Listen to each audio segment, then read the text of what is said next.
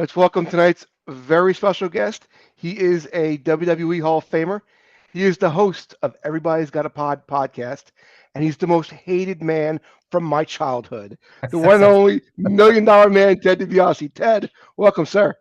Good to be with you, man. And I appreciate that. And people say this to me all the time. They'll go, "Hey, Mr. DiBiase," he says, please don't want to be offended when I say this, but I hated your guts." And I start laughing. I go, "Thank you." I said, "Because had you liked me, I'd be worried about you." I Yeah, was the bad guy for sure. what a run. What a gimmick. Just Yeah, a huge part of my childhood too. I'm 49, so you figure, 1988, I was in yeah, seventh grade, the height of my fandom. yeah. I know. Speaking of that, Ted, I'm going to hit you with a hardball question right off the bat, something I demand you answer. I need to know, how much did you spend on the plastic surgery on that no good penny pinching crooked referee? I need to know that, Ted.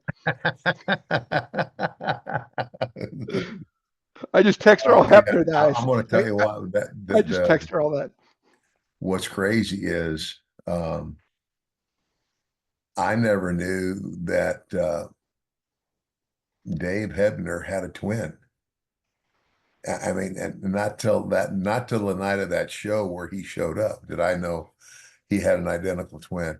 And there's, but what a way, that was Market Square Arena, I believe, wasn't it? Indianapolis. Yeah, sure was. Yeah, I was just 30. in Indianapolis.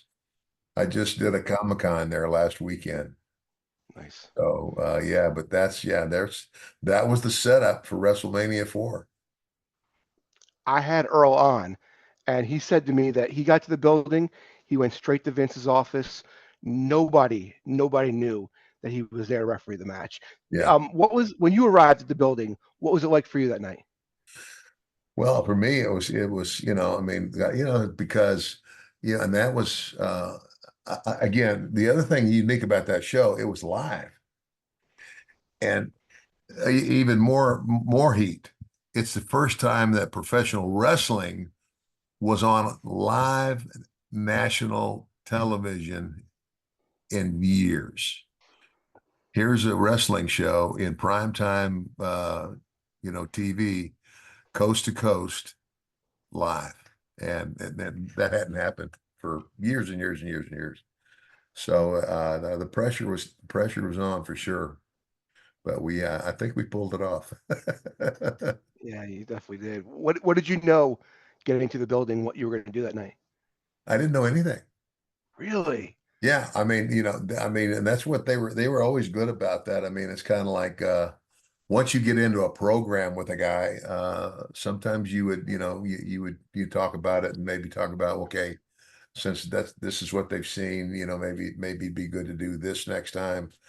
But for that show, I mean, and they hit it from everybody.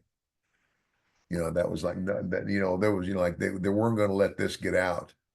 And they didn't let it get out. I didn't, nobody knew anything till I got to the building. So pretty wild. Who laid it out to you, Vince? What's that? Who laid it out to you, Vince? Well, yeah, Vince and Pat Patterson. Pat at that time was Vince's right-hand man.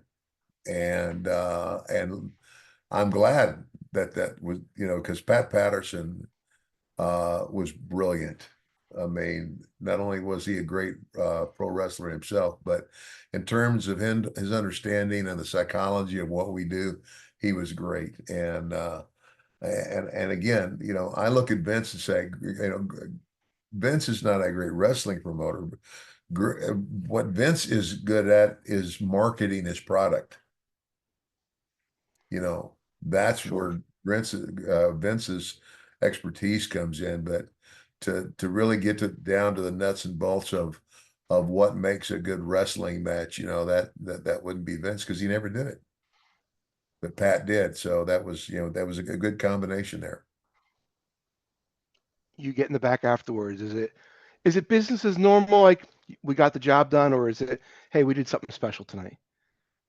Well, I mean, we knew we had done something special because we knew what was coming, like, um, and so technically, um, it's kind of like, we got the twin referee comes in and counts Hogan down. Andre gets the belt, wraps it around my waist, and for like a week or so, I actually showed up in the towns wearing the belt. And then they make the big announcement that I'm not the champion. I didn't win it. You can't buy it. But Hulk, Hulk couldn't take it back because he technically lost, Right. and Andre wasn't gonna take it because I had paid him off. So what do you do? And so the answer was we have a tournament to declare a new champion. That was the setup for WrestleMania 4, and that's what we did. And it was great. It When was you great. left the building that night, did you know that those were the plans? No, no. I knew when I got there. I knew when they laid it out, what they were going to do. Or no, I'm So sorry. When you left the building in Indianapolis, did you know yeah, those were the you knew what WrestleMania 4 was going to be? uh, yeah.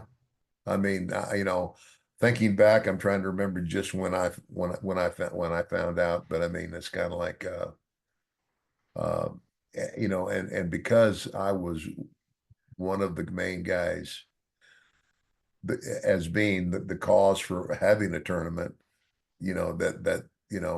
that was the angle I was in, and again going forward to WrestleMania 4. Andre, gets involved with me and he helps me. And unfortunately, Savage beats me and he cheated. Man, no good He Hulk Hogan, cheated. man. You're telling me? Who I'm did? telling you, he cheated. Who did? Hulk Yeah, Hogan hit you with a chair, damn it. and so yeah, it was great.